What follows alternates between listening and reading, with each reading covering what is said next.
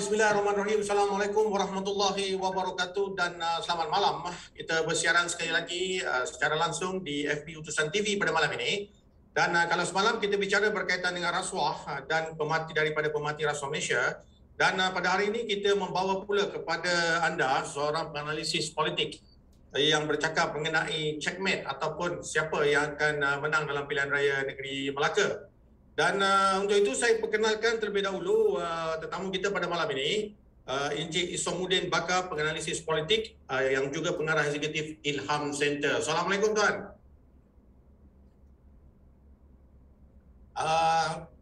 Suara tak dengar tuan? Assalamualaikum. Waalaikumsalam Haji. Sorry, unmute. Terima kasih. Baik, alhamdulillah. Terima kasih Encik Isom kerana bersama dengan Utusan TV pada malam ini.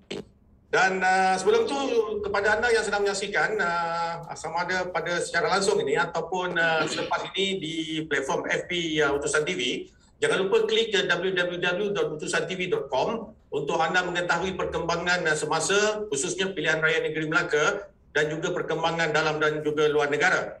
Pada malam ini kita seperti yang saya telah maklumkan kepada anda, kita bersama dengan Encik Isomuddin.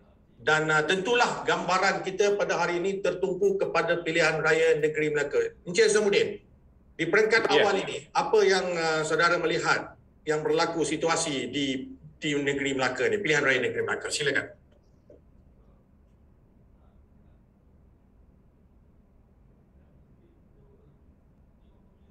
Baik, terima kasih banyak Haji. Salam semua sidang. Terima kasih banyak Haji. Sama, silakan. Jadi atas jemputan ini saya mengucapkan terima kasih bagi pihak Ilham Center dan bagi PRN Melaka ini untuk makluman sidang hadirin yang mengikuti live pada malam ini. Sebenarnya Ilham telah membuat dua tinjauan lapangan, iaitu kami bermula awal sebelum penanaman calon, iaitu pada 23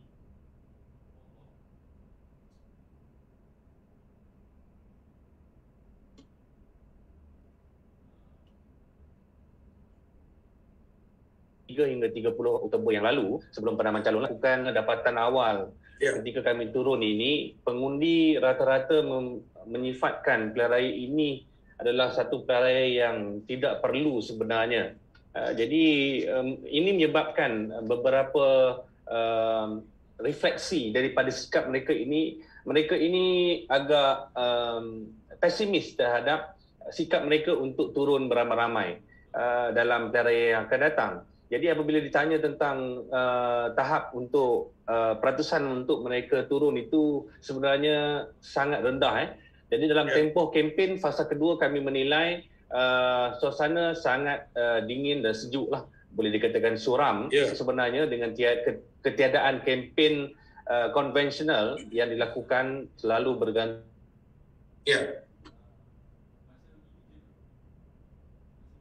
Kepada kempen di media sosial, pihak yang ingin mengkaji pola perkembangan di Melaka buat masa ini untuk menilai sejauh mana penerimaan pengundi sama ada menerima atau menolak satu-satu kempen yang dilakukan oleh parti-parti politik di sana. Jadi itu pandangan pertama saya, Haji. Jadi kalau kita lihat perkembangan yang berlaku pada waktu ini kalau kita soal keseluruhan corak ataupun pola mereka berkempen ni, apakah Encik Isomuddin melihat dia ada perkara yang boleh menangkap jiwa? Sebab kita tak bertemu bersemuka ni. Sebab kita menggunakan social media ni. Jadi dia nampak sikit complicated dalam pilihan raya kali ni. So bagaimana agaknya sukarnya ataupun kepayahan yang cabaran yang perlu dihadapi oleh calon dan juga parti untuk memenangi hati rakyat ni? Baik, pertama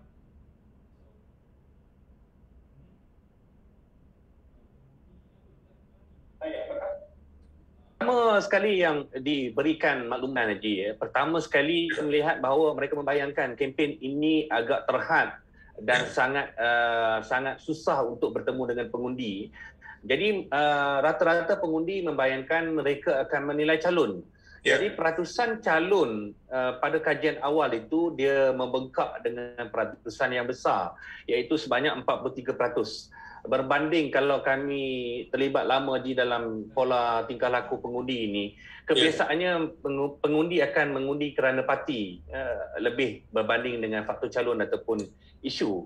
Tetapi ketika prakajian 43% adalah mereka nak tengok calon dulu macam mana, dan 37% lagi adalah mereka akan mengundi kerana parti, yang ni yang memang hardcore parti.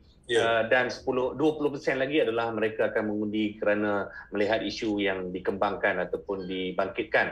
Tetapi selepas penamaan calon ni nampak gayanya, bila dah berjalan berkempen dengan keterhadan calon untuk berdamping, bersalam, bermesra dengan pengundi, nampak gayanya gagal untuk menyentuh majoriti pengundi mereka.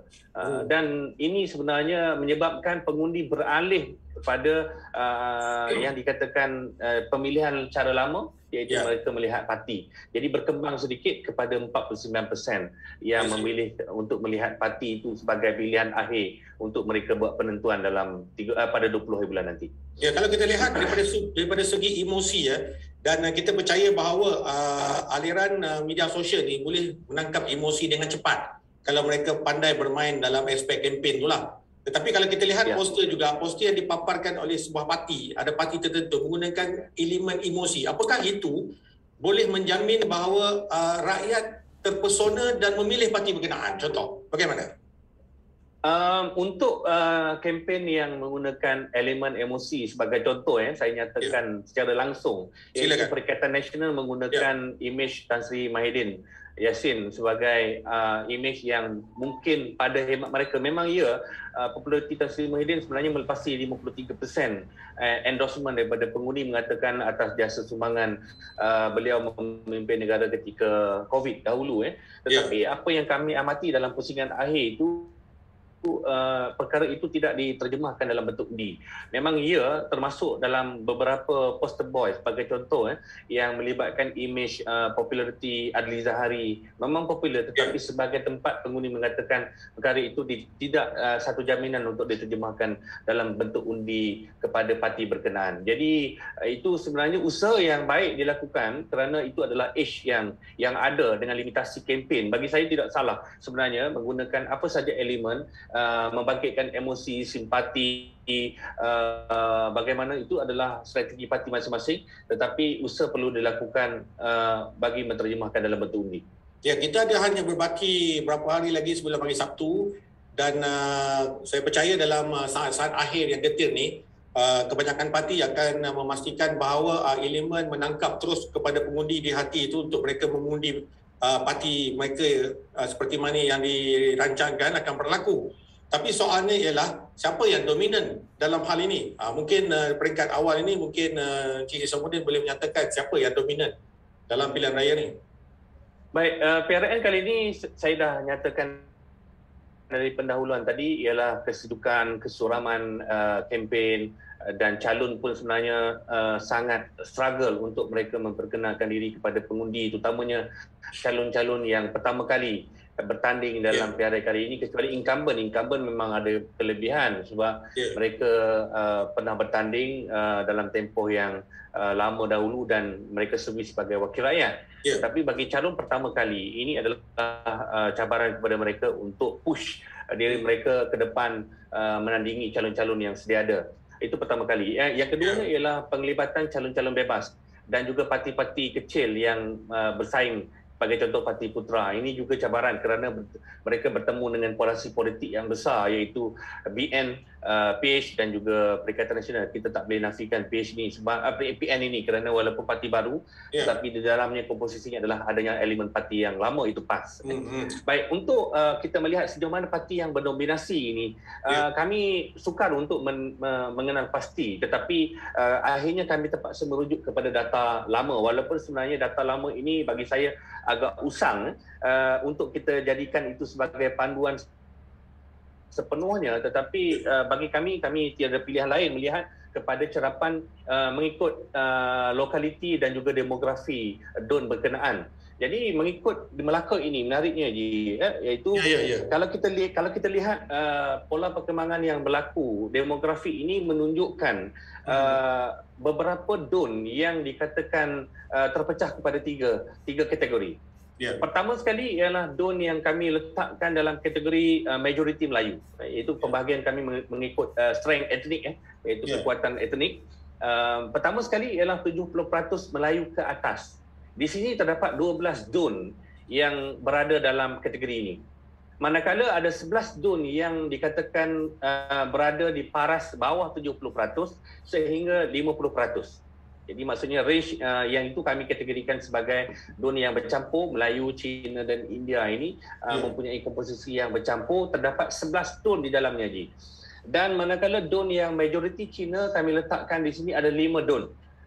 Yang dikatakan majoriti Cina, dan ini kami anggap sebagai kubu kuat kepada Pakatan Harapan lah, terutamanya parti yang bertanding yang diwakili oleh DAP. Jadi rebutan di sini kami boleh melihat sebenarnya rebutan berlaku pada kategori kedua, iaitu segmen DUN bercampur, iaitu sebanyak 11 kursi ini yang berlaku rebutan utama di antara dua blok utama, iaitu Pakatan Harapan dan juga Barisan Nasional. Manakala bagi komposisi DUN yang majoriti Melayu, sebagai contoh saya sebut Tanjung Bidara, Air Limau, Serkam, Air Molek, Sungai Rambai, Pantai Kundur sampailah ke Merlimau, ini adalah DUN-DUN yang menjadi kubu kuat kepada Barisan Nasional. Tetapi dalam pilihan raya ini kami ingin melihat sejauh mana Perikatan Nasional yang dikatakan mewakili juga suara Melayu Islam berjaya untuk mengambil ataupun mencuri kekuatan undi Melayu di sini. Jadi kami sebenarnya dalam kajian ini juga nak melihat PRN ini sebagai satu data yang mengabsahkan teori sejauh mana parti Melayu ini, parti Melayu manakah yang sebenarnya berjaya menambat dan juga memikat hati pengundi Melayu. Itu untuk komen saya, Ji. Dalam tadi bila Cik Isamuddin bersebut berkaitan dengan soal bercampur tu, tetapi kalau kita tengok demografi negeri Melaka ni, dia penduduk dia tak, saya kata pengundi dia kurang daripada 500,000. Pengundi biasa lah. Kalau saya rasa Cik Isamuddin pun juga ada data tu. Daripada jumlah demografi pengundi ni, kita lihat bahawa pengundi ni bercampur. Cik Isamuddin bercampur. Jadi kalau saya lihat perkara itu, sokongan pengundi kalau pada waktu ini, kita jelas lihat mereka ni setia mengikut jalur kaum dan kepartian. Jadi kita tak nampak dia punya konsep ke arah mana. Bagaimana Cik Isamuddin?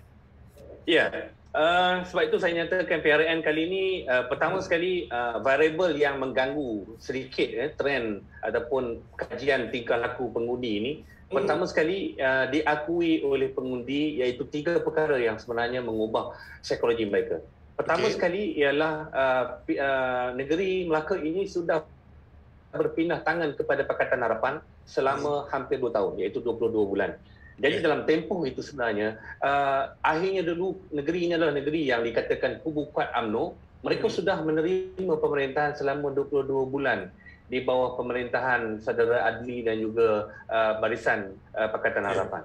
Pertama. Yang kedua ialah berlakunya langkah syaratan ataupun syaratan move yang menyelerakkan sebenarnya pola lama yang berlaku di Melaka. Jadi maksudnya bersatu daripada dulu mereka bagi kepada bersama dengan Pakatan Harapan, bersatu mengambil sikap, sebahagiannya keluar dan terjadinya pejuang dan sebagainya. Langkah syaratan bagi saya telah menyelerakkan pola PRU 14 yang lalu. Yang ketiga ialah pandemik COVID. Pandemik COVID ini sebenarnya sangat memberikan pressure dari segi emosi dan psikologi pengundi. Jadi mereka mengakui bahawanya dengan tiga elemen ini sebenarnya di Melaka ini mereka keadaan sudah berubah daripada dahulunya saya bertemu dengan orang kuat UMNO misalnya contohnya. Saya kata kalau kawasan ini tuan, kalau dulunya DAP masuk, PKR masuk, dia akan berlaku elemen provokatif. Akan ada panas sikitlah dia punya suhu politik dia. Tapi sekarang macam siapa masuk pun nak berkempen macam bebas. Macam ada apa-apa sangat yang tegang begitu. Dia mengakui 3 perkara itu menyebabkan mereka secara tidak langsung sebenarnya berlaku perubahan kepada psikologi mereka dan akhirnya mereka terbuka. Dan keterbukaan ini sebenarnya bagi kami, bagi pengkaji tingkah laku politik ini sangat bahaya kepada politik yang berasaskan tadi, yang katalah kita nak kata rujuk data lama ini adalah kebukaan UMNO, dia mungkin mencairkan sedikit elemen itu. Dia lebih cair. Jadi cair dan fluid ini sebenarnya sukar dibaca untuk PRN kali ini. Jadi kalau kita lihat dalam perkembangan ni, kita nak lihat, okey, sekarang ni kita tadi Cik Isomuddin sebut secara keseluruhan berkaitan kekuatan parti. Tetapi kalau saya melihat daripada struktur yang ada sekarang ini, apakah pengaruh BN ini masih lagi diterima selepas 22 bulan dikuasai Pakatan Harapan dan kemudian kembali usaha untuk Perikatan Nasional contohnya. Bagaimana pandangan Cik Isomuddin pada waktu ini? Kita bercakap tentang soal parti-parti. Baik, kami melihat kawasan yang macam tadi yang dikatakan, walaupun sebenarnya Melaka kita nak kata rural area boleh dikatakan tak ada lah. Dengan demografi Melaka yang sangat kecil, dan rural tu yang dikatakan istilah kampung dalam maksud tarifan bagi parlimen yang lain ataupun negeri yang lain itu tak wujud Melaka. Boleh dikatakan dia adalah separa bandar dan bandar sahaja. Jadi oleh kerana boleh dikatakan itu adalah kawasan yang tidak ada kampung per se ataupun kampung secara yang istilah kampung yang kita faham lah. Itu boleh dikatakan separa bandar dan bandar. Jadi akses mereka ini sangat mudah kepada maklumat yang berada sekeliling mereka. Peers antara rakan-rakan perkongsian di kedai kopi tidak sama dengan perkongsian mereka yang berada di Terengganu, di Kelantan. Jadi maklumat itu sangat pantas, sangat mudah tersebar. Misal contoh dalam isu yang berkait dengan apa dikatakan tambakan pasir dan juga polisi-polisi yang dibuat semasa BN dahulu. Rakyat Melaka tahu sebenarnya perkara yang berlaku, dan polisi yang dilakukan oleh Pakatan Harapan sebenarnya yang diakui juga oleh pengundi UMNO. Mereka mengakui bahawa ketika Pakatan Harapan memimpin ini banyak perubahan, ya, dari segi sebagai contoh dari aspek kerana birokrasi. Mereka lebih mudah sebenarnya, dan pemimpin-pemimpin Pakatan Harapan, wakil rakyat mereka ini maksudnya bekerja, boleh nampak visibility bekerja itu bersama dengan rakyat. Ada sebahagian mengatakan bahawa UMNO kata kalau dulu kami mengangkat pemimpin UMNO, menangnya wakil rakyat yang buat kerja adalah JKKK ataupun ketua kampung dan sebagainya. YB hilang duduk di Kuala Lumpur. Tapi dia kata berbeza dengan Pakatan Harapan. Bila Pakatan Harapan menang, boleh nampak keterlihatan visibility wakil berkenaan yang menjadi rujukan mereka. Jadi tindak balas ini sebenarnya yang saya cakap tadi, mereka telah membuat perbandingan. Tetapi dalam kempen kali ini, satu perkara yang mempengaruhi sedikit emosi pengundi UMNO ini ialah kemenangan semula BN mengambil alih teraju pemerintahan negara di bawah Datuk Seri Ismail Sabri. Perkara ini sebenarnya memberikan emosi, motivasi yang tinggi kepada aktivis UMNO yang dahulunya monyok selepas Negeri Melaka jatuh dan di peringkat pusat juga menjadi pembangkang.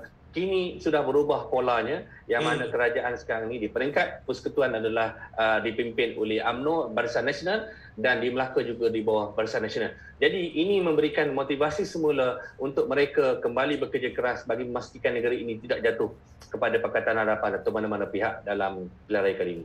Okey, saya nak sentuh sikit apabila Cik Isomuddin sebut berkaitan Datuk Seri Ismail Sabri kembali datang kemudian rajui kepimpinan negara. Tetapi soalnya, apakah Abah itu dilupakan dalam PRN Melaka ini? Kalau Cik Isomuddin sebut tadi, poster Abah pun nampak banyak di sana kan? Jadi apakah pengaruh Abah itu boleh menguasai keputusan pengundi dalam pilihan raya negeri ini dan melihat sejarah yang berlaku semasa kepimpinan Bersama Nasional sekejap di Melaka? Bagaimana? Di sini sebenarnya ada tricky sikit kepada pola pengundi. Pertama sekali mereka lihat kepada kekuatan jentera. Jadi memang gambar banyak. Abah memang ada apa yang dikatakan appeal untuk kepada pengundi di sana, tetapi jentera bersatu sebenarnya sangat terhad di lapangan. Jadi ini sebenarnya kalau dari segi jenteranya sudah tentu memberikan kelebihan sedikit kepada BN. Bagaimana mereka sangat berpengalaman mengendalikan dan juga negeri Melaka ini adalah antara kubu kuat mereka. Saya nak sentuh di sini ialah di sini kelebihan kepada BN dari aspek jentera lagi berbanding dengan Perikatan Nasional. Baik, kalau kita fikirkan tadi soal parti, tetapi kita kembali kepada soal calon. Calon kali ini menentukan kemenangan. Katalah kita gunakan calon yang lama. Kemudian kita masuk balik kepada calon yang baru, wajah lama. Mungkin saya tak kata orang lama, tetapi sebab mereka mempunyai pengalaman. Dan orang baru yang ada hari ini juga memberi cabaran kepada yang lama. Tetapi soalnya, rakyat yang mengundi ini melihat kebolehan calon, sama ada mereka muak ataupun mahu perubahan. Bagaimana, Cik Isamuddin? Ya, untuk calon, sebab bagi saya begini, dia perkara yang kita ukur di sini, terdapat ada 2-3 kategori lah kita katakan. Pertama, pengundi lokal, pengundi tempatan, Bumi Putra misalnya contoh, mereka ini ada sedikit sentimental kepada identifikasi parti yang tinggi. Maksudnya kedudukan mereka adalah parti. Jadi kalau kita tengoknya, kalau kelompok yang berada dalam range umur 50 tahun ke atas, iaitu kalau 50 hingga 59 sekitar 88,000, iaitu 17%, ataupun 60 tahun ke atas sebanyak 23.85%. Ini adalah jumlah yang quite significant, yang mereka ini dikatakan loyal kepada parti lah. Yes. Baik. Kelompok yang kita ingin tengok sebenarnya, trend yang membuat perubahan ini adalah kelompok muda. Pengundi yang berumur 21 hingga 39 tahun dalam PRN kali ini berjumlah sebanyak 38.37%.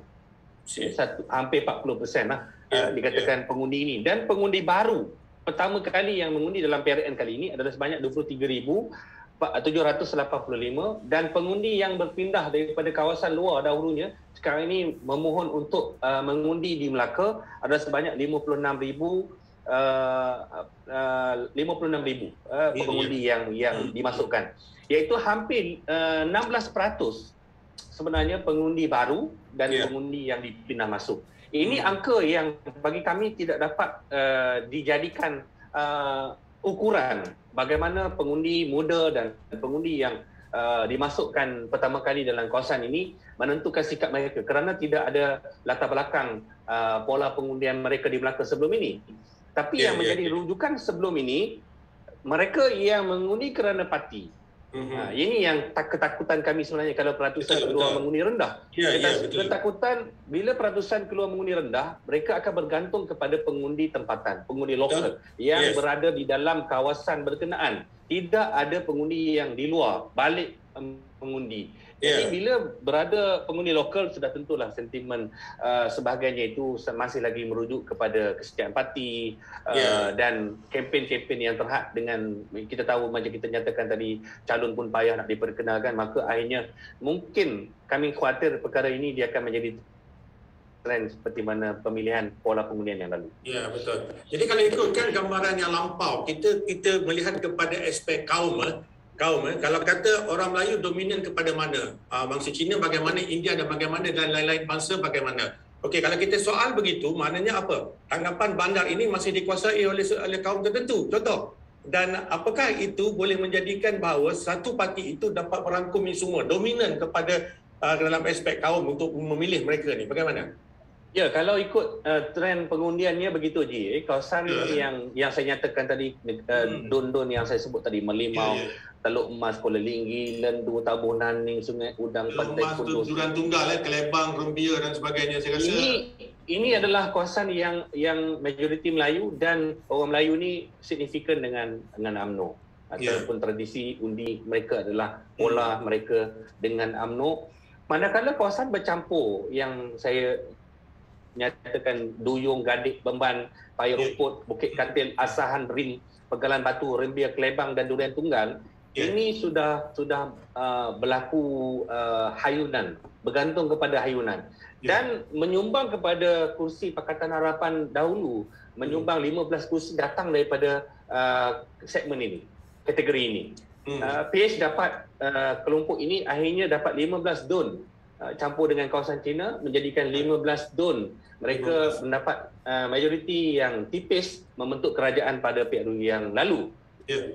Dan hayunan yang lepas kepada PH adalah datang daripada segmen pengundi China, iaitu sebanyak 94% China mengundi Pakatan Harapan. Dan keratusan ketika itu sebanyak 84.7% yang keluar mengundi dalam PRU yang lalu. Jadi hitung mudahnya untuk PH kekal 15 don ialah kalau kalaulah peratusan keluar mengundi mencapai 80% ke atas dan pengundi Cina membuat hayunan macam PRU yang lalu kepada PH, mereka mungkin boleh bertahan sebanyak kursi yang mereka menangi yang lalu. Tetapi jika peratusan undi yang rendah, maka dia akan berbalik kepada kekuatan yang ada kepada pengundi Melayu, yang mana kita lihat di sini ada edge perebutan di antara BN dan Perikatan Nasional. Perikatan Nasional aktor baru, kita tak dapat nak ukur, tapi yang kita boleh ukur adalah kekuatan PAS. Baik. Kalau kita lihat daripada sudut kemampuan ataupun cabaran pada parti-parti ini, kalau kita lihat ia satu medan ujian khususnya bagi UMNO di PRN Melaka ni, kalau saya nak cakap teruslah. Jadi dalam satu aspek ini kita nak melihat bahawa mereka ni boleh kembali kepada kepercayaan kepada rakyat, khususnya ahli UMNO dan sebagainya, pengundi. Jadi kalau itulah keadaannya, bagaimana cabaran kepada parti lain? Tadi Encik Samudin berkata dengan Perikatan Nasional contoh, ada satu ujian juga bagi mereka. Jadi kalau ikutkan keadaan ini, pilihan raya negeri Melaka ini adalah satu medan ujian bagi semua parti. Jadi kalau gitu gambaran dia, apakah skop yang Encik Samudin dapat lihat bahawa apa strategi sebenarnya di hujung-hujung ni yang mereka boleh lakukan? Medan uji kaji di sini bagi saya tertumpu bagi parti yang bergabung dalam kerajaan, iaitu BN dan PN. Dan kita tahu di dalam UMNO sebenarnya ada dua mazhab ataupun dua aliran yang melihat situasi politik sekarang ini. Pertama, UMNO adalah kembali kuat dan sokongan kembali mengukuh, dan UMNO tidak ada masalah untuk bertanding secara bersendirian bagi menghadapi PRU 15 nanti.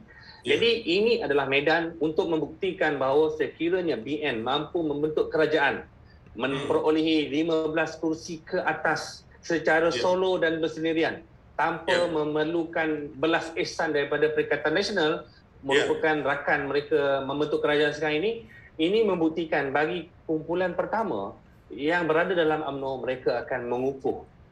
Manakala pandangan kedua, kumpulan kedua ini, mereka perlu melihat bagaimana situasi ini untuk mengkaji hubungan semula dengan Perikatan Nasional. Bagi PN pula, ini adalah medan untuk membuktikan mereka adalah alternatif kepada undi Melayu. Alternatif kepada perjuangan Melayu yang melihat BN ini sudah ditolak oleh rakyat dalam PRU yang lepas. Dan mereka memerlukan rakyat berani membuat keputusan kepada satu parti lain yang mampu juga mengangkat perjuangan Melayu dan Islam, tetapi lebih bebas dari korupsi dan bersih dalam mentadbir kerajaan. Jadi di sini adalah medan untuk menguji populariti yang saya nyatakan tadi, mengabsahkan teori parti mana yang mendapat kepercayaan orang Melayu dalam satu konteks lah, dalam satu konteks di PRN ini. Manakala bagi Pakatan Harapan, ini perlu melihat bahawa kalau strategi parti rekahan parti Melayu ini berlaku dalam satu-satu pilihan raya. Misal contoh, kalaulah BN dan PN ini tidak bergabung di dalam PRU nanti, berlaku 3 penjuru juga, ini adalah simulasi terbaik. Kalau Pakatan Harapan masih lagi kalah kerana faktor peratusan keluar mengundi dan hayunan daripada undi Cina tidak mencukupi, mereka juga tidak dapat mengambil alih kerajaan pada PRU ke-15 nanti. Bagi saya itu yang saya dapat ambil pengajaran ataupun dapat gambaran dalam PRN kali ini. Ya, kalau kita melihat daripada aspek calon wanita mempunyai kekuatan, Encik Samudin. Ramai calon wanita diletakkan di pilihan raya kali ini, dan satu adalah calon muda yang diletakkan oleh Pakatan Harapan. Jadi kalau kita lihat kepada perkembangan ini, apakah sudah berubah pola pemikiran ni? Baik, kita nak mencari orang yang baru, wanita yang kuat, gagah dalam ni, boleh memimpin, tolak rasuah dan sebagainya. Bagaimana? Saya melihat kedudukan calon muda wanita yang diletakkan oleh PKR lah, iaitu di Sungai Rambai kalau tak silap saya, iaitu satu kawasan yang tough satu kawasan yang tough.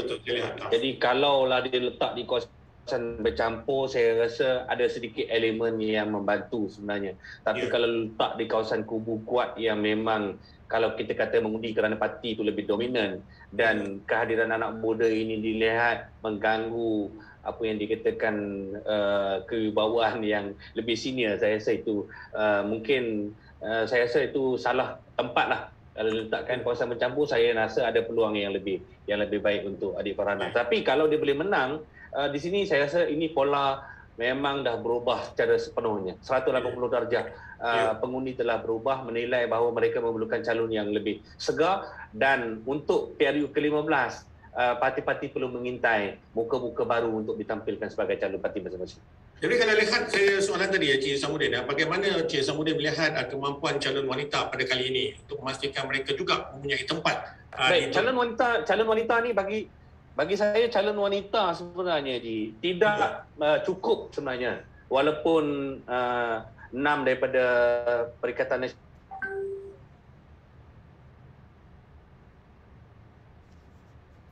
Nasional, 5 daripada BI Putra yang menjadi calon. Tetapi mengambil kira komposisi pengundi wanita di Melaka sebenarnya 51.43%. Iaitu satu angka yang melebihi daripada pengundi lelaki. Tetapi patriarki ataupun kedudukan lelaki itu lebih dominan. Wa imma sebenarnya kuota wanita yang diperjuangkan oleh mana-mana parti untuk mengatakan mereka meletakkan 30% kuota wanita ini pun gagal dicapai oleh mana-mana parti dalam pilihan kali ini. Jadi agak menyedihkan sebenarnya. Sepatutnya ruang wanita menjadi calon perlu dibuka kerana demografi pengundi wanita lebih sebenarnya. Kalau diberikan peluang, saya rasa itu ada advantage kepada mana-mana parti yang meletakkan calon untuk mereka berusaha menempatkan lebih suara wanita dalam sidang DUN nanti. Baik, saya tanya soalan tu apabila Perikatan Nasional telah pun mengumumkan calon Ketua Menteri Melaka mereka, Datuk Mas Yati. Jadi saya tanya begitu, maknanya kekuatan atau keberanian Perikatan Nasional meletakkan calon wanita sebagai Ketua Menteri Melaka itu mungkin satu legend, benda yang baru dalam sejarah pilihan raya negeri. Jadi kalau kita tengok kepada calon Ketua Menteri Melaka Barisan Nasional, mereka letakkan Datuk Seri Utama Sulaiman Mahali dan juga Adri Azhari bagi Pakatan Harapan. Jadi kalau melihat kepada senario ini, jadi apakah itu menjadi titik tolak kepada kita perlukan perubahan, kita perlukan kepimpinan seorang wanita menjadi Ketua Menteri Melaka, bagaimana? Baik, saya melihat pengumuman pada hari inilah Perikatan Nasional menamakan Datuk Mas Yati Samsudin sebagai calon Ketua Menteri bagi Perikatan Nasional. Bagi saya agak lewat dalam keadaan ada 2 hari lagi untuk berkempen, boleh dikatakan sehari lebih lagi lah untuk berkempen mengangkat dan juga ini menjadi senjata kepada Perikatan Nasional. Tetapi secara umumnya saya menganggap pencalonan berkenaan sebagai satu pengiktirafan kepada wanita yang diberikan oleh Perikatan Nasional dan satu kepercayaan diletakkan di atas bahu seorang wanita menjadi Ketua Menteri. Ini satu perkara yang dikatakan tabu kepada Melayu.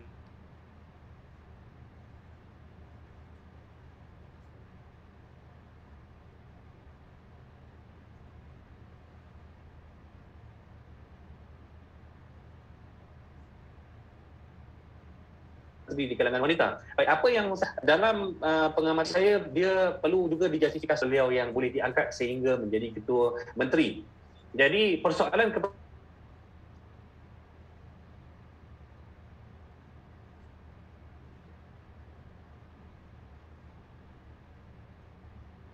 ada psikologi pengundi bahawa penangan mereka ini mampu membentuk kerajaan bersendirian tanpa bantuan BN, ataupun BN perlu tunduk kepada Perikatan Nasional bergabung untuk mengangkat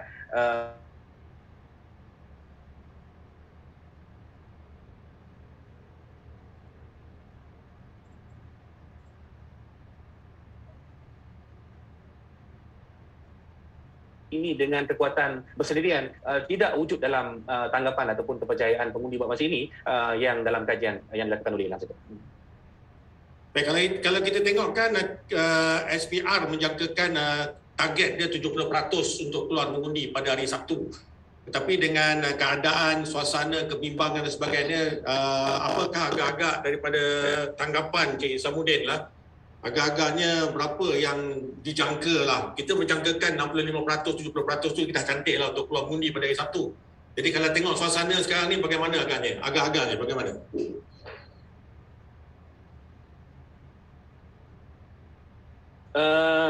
Untuk membuat jangkaan peratusan keluar mengundi kali ini yang diletak SPR ada asas yang kukuh mereka meletakkan angka sedemikian. Namun begitu, untuk mencapai 70% ini dengan jumlah 337,785 perlu keluar. Dan saya rasa paling ideal lah dan paling cantik lah kalau boleh capai 75% saja. 75% itu bagi saya kalau capai, ini bagi saya cukup memadai untuk menggambarkan satu sukses kempen yang sangat terhad, hanya bergantung kepada kempen media sosial sepenuhnya dan sangat terhad kepada kempen konvensional. Jadi dapat capai 75% adalah satu excitement yang tidak dapat kita detect ataupun kita dapat kesan semasa di lapangan, tapi mampu keluar 75%. Tapi jika gagal capai 70%, bagi saya SPR dan juga KKM perlu menilai, mengkaji bahawa kebergantungan kempen kepada kempen maya ini tidak mampu untuk memangkin tahap keterujaan rakyat keluar mengundi beramai-ramai. Jadi suasana sangat sejuk, dia memerlukan kehangatan bahan kempen konvensional, tetapi penilaian itu perlu menilai bagaimana perkara ini tidak mampu untuk menyebabkan pandemik COVID ini merebak. Jadi ini antara perkara-perkara yang sukar dilakukan oleh pemerintah. Ya, okey. Kita bercakap sekarang ni daripada kacamata kita sekarang ni, kita melihat siapakah yang akan memenangi pilihan raya negeri. Siapa parti bebas, parti yang dominan, contohnya Perikatan Nasional, Barisan Nasional, Pakatan Harapan ataupun mana-mana parti yang bertanding dalam pilihan raya negeri Melaka ini. Jadi kita melihat daripada keadaan sudut sekarang ini, okey, jangkaan orang ramai keseluruhannya tidak dapat menguasai sepenuhnya pada pilihan raya ini. Ada sebab-sebab tertentu, itu pandangan rakyat, pandangan marhain yang ada di bawah. Tetapi bagaimana daripada kajian Encik Isamuddin melihat perkara ini, siapa yang rasanya angka yang boleh bagaimana untuk mereka mencatat kemenangan dalam pilihan raya negeri Melaka ini? Kita tahu sebenarnya dalam pilihan raya kali ini dengan daripada komposisi 28 DUN, jadi satu-satu parti ini perlu memperoleh di simple majority ialah sebanyak 15 DUN bagi pihak mereka. Betul. Jadi 15 itu perlu melepasi tahap selamatlah untuk mereka membentuk kerajaan tanpa memerlukan gabungan. Ramai yang bercakap bahawa tidak mungkin akan terjadi tergantung, iaitu situasi satu-satu parti tidak mampu untuk mewujudkan kerajaan secara mutlak parti mereka secara bersendirian. Iaitu mereka memerlukan gabungan parti. Jadi dalam persoalan pokok ini, bagi hemat saya pertama sekali, macam saya nyatakan tadi, kebergantungan peratusan keluar mengundi adalah penentu. Jadi kalaulah peratusan itu rendah daripada 80%, Pakatan Harapan bagi saya sukar untuk dapat 15%. Jadi bila dah Pakatan Harapan sudah terkeluar daripada Liga untuk memperoleh 15, jadi sekitar 10 hingga 13 itu adalah the best scenario yang Pakatan Harapan boleh dapat. Jadi bakinya itu adalah dia akan terpecah kepada dua koalisi politik yang besar yang bersaing dalam PRN ini, iaitu Barisan Nasional dan juga Perikatan Nasional.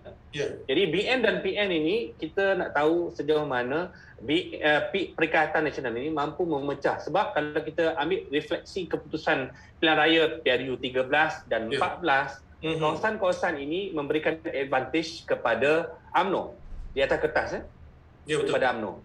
Sebab PN ini saya nyatakan tadi, kita tak dapat nak ukur kerana yang kita boleh ukur dan sukat adalah kekuatan PAS.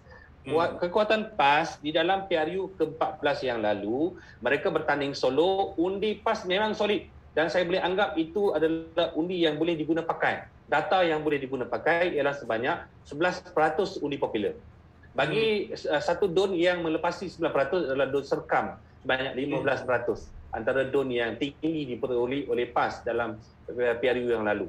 Jadi kalau kita mengambil kira 11% yang dipunyai dan juga disumbang oleh PAS dalam Perikatan Nasional, PN memerlukan 40% dalam pertemuan 3 penyeru untuk mereka menang. Betul?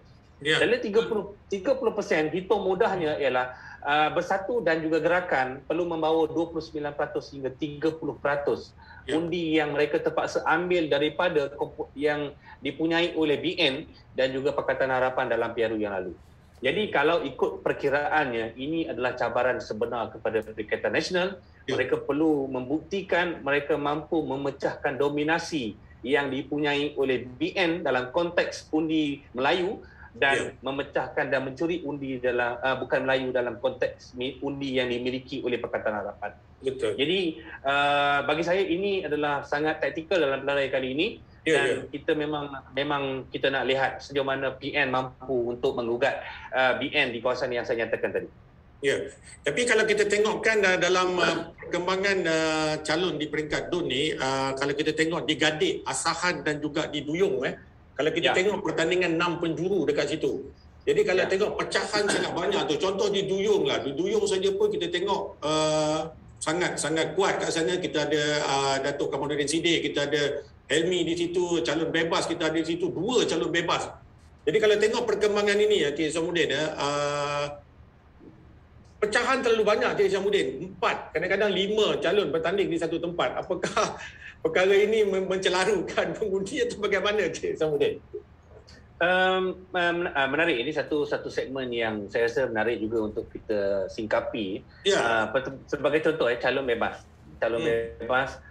Bagi saya, sepanjang pengalaman saya lah sejak 2006 dengan Ilham Center ni mengkaji pola pengundian di Semenanjung dan Borneo, Sabah dan Sarawak. Uniknya Sabah dan Sarawak, kalau calon bebas ini bagi saya maksudnya peratusan boleh menang tu ada. Tetapi di Semenanjung ni dan pecah banyak penjuru. Kalau Haji Bro ingat Bukit Selambau dulu 11 penjuru. Bukit Selambau dulu. Tetapi pengundi dia stick dengan pilihan yang undi tradisi lah ataupun yang dikatakan parti-parti yang dikenali. Calon-calon yang hadir ini dia mungkin mencuri sekitar mungkin mereka ni tak banyak mampu mencuri undi. Tetapi kalaulah banyak-banyak sangat, kalaulah kawasan itu majoriti yang tipis dengan calon bebas curi 200 300 undi, perkara itu sangat menjejaskan peluang kepada mereka yang bersaing yang majoriti sangat tipis. Itu yang taktikalnya kalau kita tengok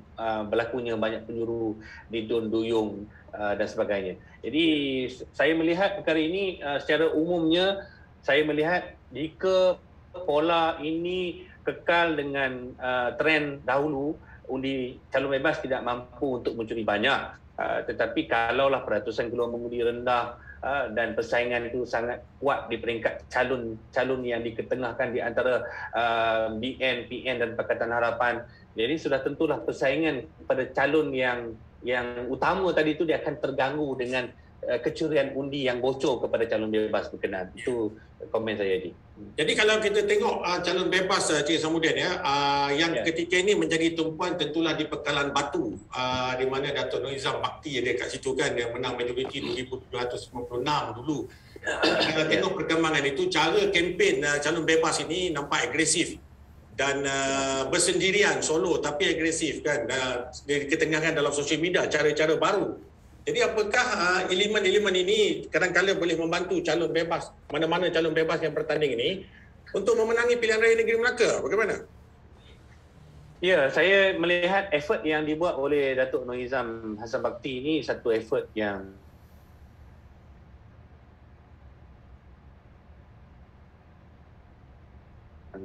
agresif dikatakan dengan definisi sebegitu. Tetapi bagi saya demografi berkenaan ini sangat dicerminkan. Majoriti yang lalu adalah kerana undi yang diperoleh adalah kerana undi Cina. Beliau banyak memperoleh sokongan itu datang daripada segmen pengundi Cina, bukan Melayu yang mengundi DP atau Pakatan Harapan dalam pengundian yang lalu, dan mengambil kira imej beliau yang melakukan lompat parti daripada DAP menjadi bebas pada peringkat awal langkah syariatan ini. Bagi hemat saya, pengundi Cina boleh dikatakan tidak akan mengundi beliau, dan perkara ini sebenarnya dia cacat pada satu segmen yang besar untuk menyumbang undi beliau. Jadi itulah kesukaran yang dihadapi oleh calon Datuk Nur Nizam Hassan Bakti. Ya, Ji. Ya, dan dalam pilihan raya ini kita tidak dapat menjangkakan bagaimana siapa yang akan mengundi siapa kan, Encik Isamuddin kan. Mungkin perkara itu boleh berlaku di sebaliknya. Tetapi dalam soal dominan kepada sesuatu calon, saya suka calon ini, tetapi saya nak pilih juga calon ini, kami tak kira siapa dia. Dan ini juga menjadi satu persepsi yang mencabar dalam pilihan raya negeri ini. Jadi saya tak kira. Jadi saya nak calon itu juga. Saya tak kira apa masalah yang berlaku, siapa pun mereka, tetapi saya tetap mereka sebab saya kenal dia. Contoh begitu. Jadi kalau itulah elemennya, apakah pilihan raya negeri ini menghasilkan seorang pemimpin yang seperti yang dikehendaki? Bagaimana? Ya, memang perkara ini sebenarnya dia akan wujud bagi elemen yang mengekalkan warlordism ataupun elemen warlord dalam cara mereka mengetuai parti bahagian tertentu.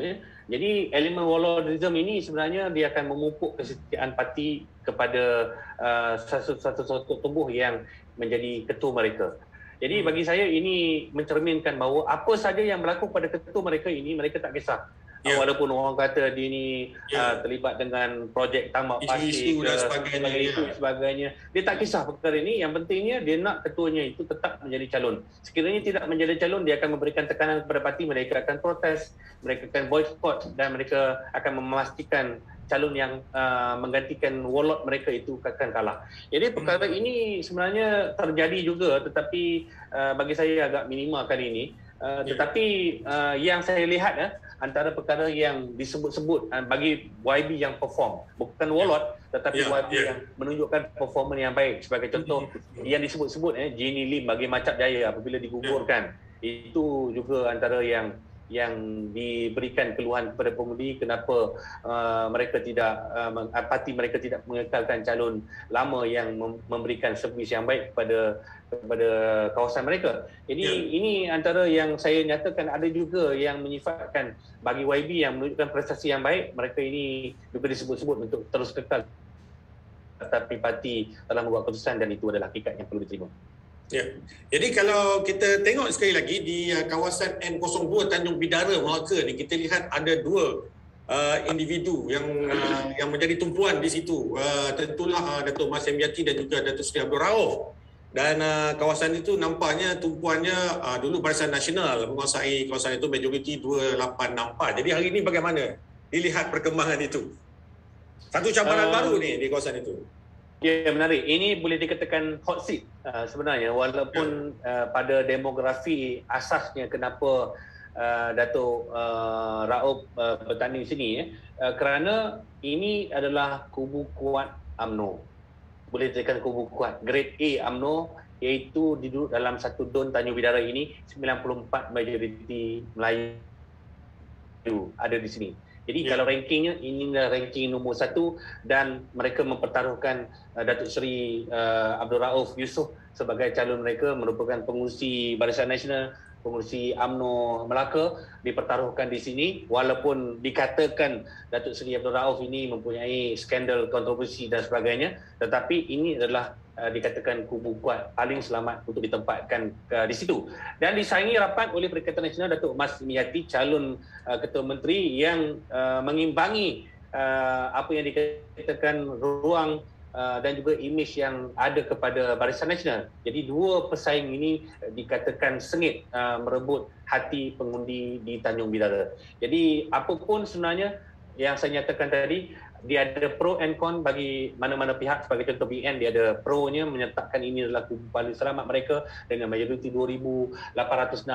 Ini bagi mereka adalah kursi yang selesa untuk ditempatkan sesiapa saja untuk mewakili parti, dan mungkin pada hemat mereka mengikut pola pengundian yang lalu, kawasan ini boleh lepas dengan mudah. Tetapi dengan saingan yang datang daripada Perikatan Nasional, parti yang sama membentuk kerajaan di peringkat pusat, dan tokoh yang diperturunkan itu adalah merupakan antara individu besar dalam Perikatan Nasional. Jadi ini sebenarnya akan menguji juga teori yang saya nyatakan tadi, parti mana yang dipilih oleh orang Melayu di Tanjung Bidara. Baik, kalau kita lihat daripada aspek DAP, kita jangan lupa kekuatan DAP ni, Pakatan Harapan dan bagaimana mereka mentadbir dulu kan. Jadi mana sejarah tu ada. Dan kalau tengok di kawasan kalau tak silap saya di Gadik dulu juga DAP, walaupun majoriti kecil 307. Ya, jadi kalau tengok perkembangan ini, saya percaya bahawa Pakatan Harapan, DAP dan kawan-kawannya juga mempunyai peluang yang besar dalam pilihan raya negeri Melaka. Bagaimana Cik Isof? Ya, saya juga melihat perkara, sebab saya nyatakan tadi juga peluang Pakatan Harapan memimpin 22 bulan di Melaka telah menyebabkan cairnya emosi orang Melayu yang dahulunya mungkin agak tegang, susah untuk menerima DAP sebagainya. Segala cair.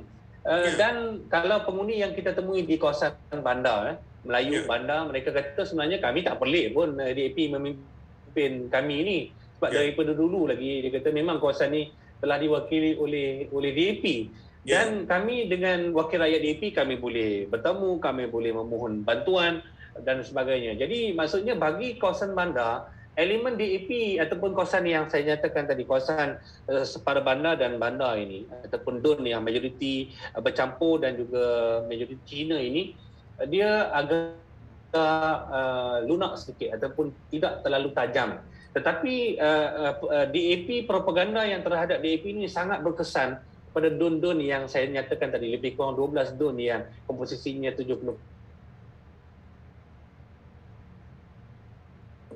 majoriti ke atas. Jadi inilah segmen menjadikan DAP ini adalah hantu kepada orang Melayu bagi memastikan Melayu dikepung minda mereka ada Pakatan Harapan. Dan kebetulan DAP pun tidak bertanding di kawasan ini, so Melayu lebih terbuka dan ini juga menarik untuk melihat bagaimana orang Melayu di kawasan bandar dan separa bandar di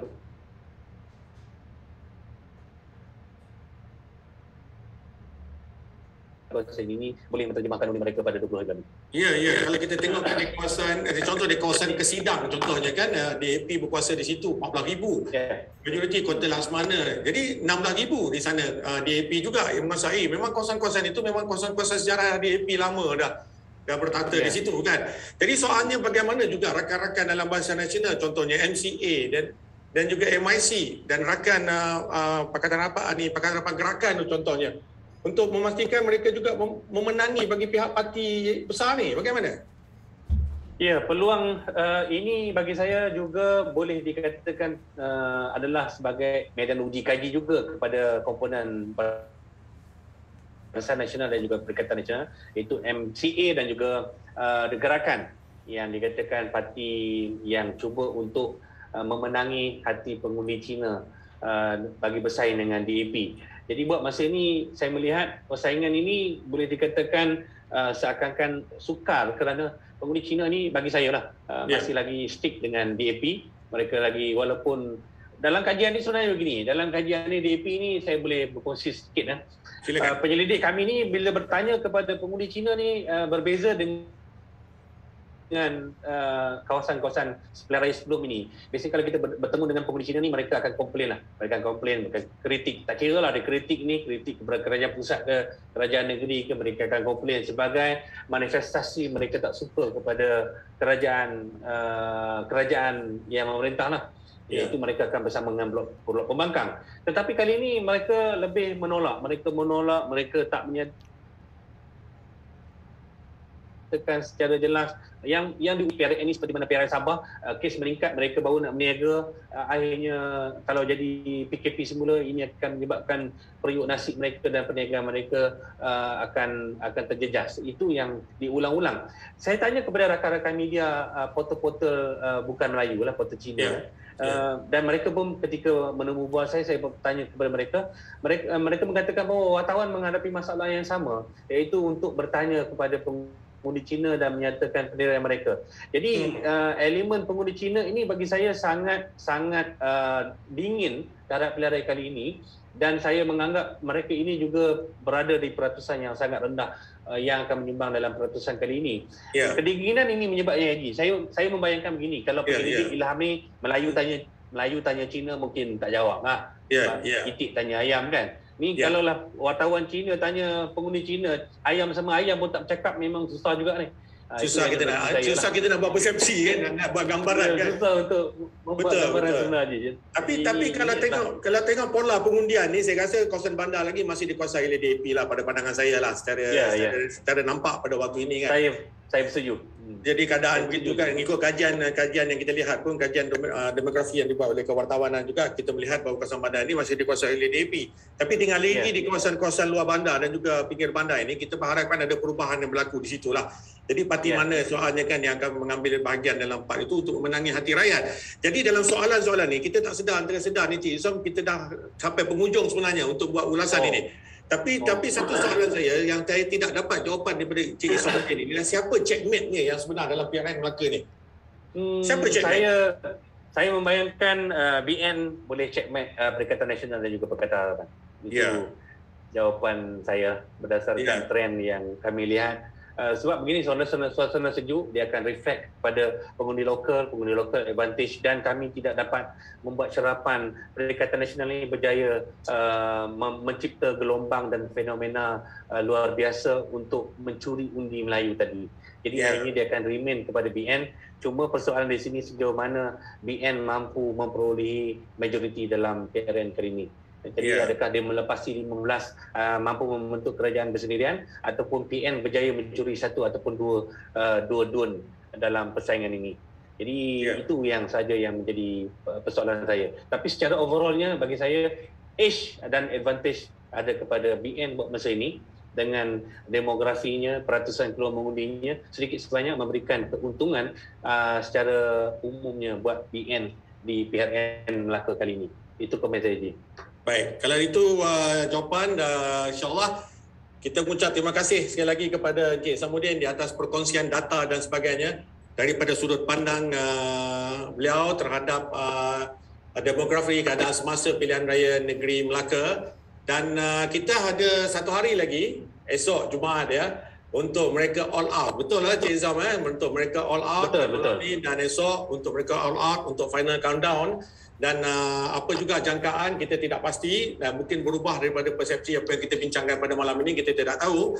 Dan esok adalah penentu untuk segalanya sebelum meyakini pengundi untuk keluar. Dan jumlah akhir tadi Cik Isamuddin, yang kalau ikut fakta jumlah pengundi biasa tadi berapa? 4,000 berapa Cik Isamuddin? Pengundi biasa 482,550. Dan yang polis yang dengan tentera tadi yang dah keluar 2003 polis. Polis 2,349 dan tentera sebanyak 10,161. So mana kita mengharapkan 70% tu keluar daripada 482,000 ke atas lah, betul? Ya, 337,785. Kita sangat mengharapkan perkara itu, dan boleh nampaklah jadi dia punya perubahan dan jarak majoriti dan sebagainya, dan keyakinan untuk bentuk sebuah kerajaan yang kukuh dan teguh selepas pilihan raya negeri Melaka ini. Begitu Encik Isamuddin. Ya, jadi betul, di akhir ini mungkin ada saranan jemputan kepada mereka 20 hari bulan, silakan kepada pengundi. Saya mengharapkan biarlah kerajaan yang terbentuk ini benar-benar dikatakan kerajaan yang terbentuk dengan mandat rakyat yang sah, iaitu boleh dikatakan melepasi 70% yang ditetapkan oleh SPR.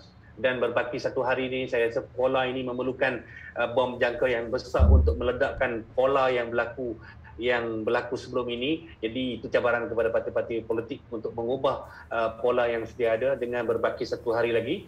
Jadi bagaimanapun ini adalah bergantung kepada taktikal strategi yang disusun saat-saat akhir bagi setiap parti. Masing-masing ada peluang untuk mereka mencuba nasib pada memikat hati pengundi pada 20 hari bulan nanti. Baik, terima kasih Encik Isamuddin sekali lagi daripada kami, kru Utusan TV. Secara langsung kita bawakan daripada FB, dan insyaAllah kita akan pakkan benda ni di FB, jadi anda boleh menonton dari masa ke semasa ulasan dan juga fakta-fakta yang diberikan oleh Encik Isamuddin. Sekali lagi Encik Isamuddin, bagi pihak kami ucapkan terima kasih banyak di atas perkongsian ini. InsyaAllah dari masa ke semasa kita akan terus menghubungi untuk mendapatkan lagi perkembangan selepas kita mendapat keputusan pilihan raya negeri Melaka nanti pada hari Sabtu malam. Dan banyak kejutan yang akan berlaku kita tidak jangka, dan kami pun di sini berdebar, dan saya juga percaya Encik Isamuddin dan rakan-rakan juga untuk berdebar untuk mengaturkan analisis baru. Dan untuk itu terima kasih sekali lagi, insyaAllah kita berjumpa lagi. Terima kasih banyak Encik Isamuddin. Terima kasih banyak Haji dan juga Utusan TV. Jumpa lagi. Baik, terima kasih. Jadi jangan lupa kepada anda yang menyaksikan siaran langsung ini, jangan lupa klik www.utusantv.com untuk anda terus mengetahui perkembangan semasa pilihan raya negeri Melaka dan juga hal-hal berkaitan dalam dan juga luar negara. Untuk itu kita jumpa lagi. Jangan lupa esok kita ada satu lagi sesi perbincangan temu bual. Kali ini kita bercakap tentang final countdown bersama dua lagi tetamu untuk kita rangkumkan keseluruhan kempen dan juga jangkaan yang berlaku pada hari Sabtu. Sekian, kita jumpa lagi. Selamat malam. Assalamualaikum warahmatullahi wabarakatuh.